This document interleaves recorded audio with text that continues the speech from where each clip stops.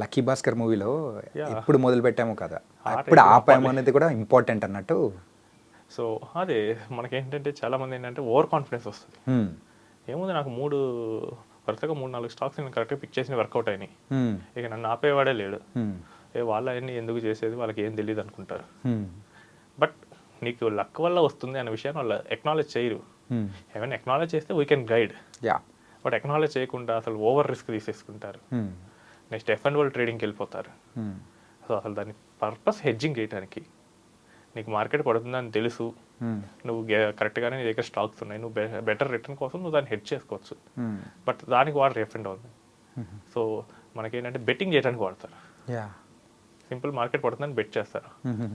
Correct అయితే okay, పోతే మాత్రం వాళ్ళ మనీ పూర్తిగా ఆవిరైపోతుంది. హ్మ్. సో ఈ మార్కెట్ ప్రజెంట్ ఎలా అంత భయంకరంగా ఉందంటే, సో ఇప్పుడు పెద్ద పెద్ద ఇన్స్టిట్యూషన్స్, హ్మ్. సో టాప్ మోస్ట్ ఐఐటీస్ ఐఐఎమ్స్లో ఉన్న ఈ ఇంజనీర్లని గ్రాడ్యుయేట్లను తీసుకొచ్చి వాళ్ళతో అనాలిసిస్ చేపించి సో కొన్ని 100 కోట్లు మార్కెట్లో వదులుతున్నారు. ఓకే.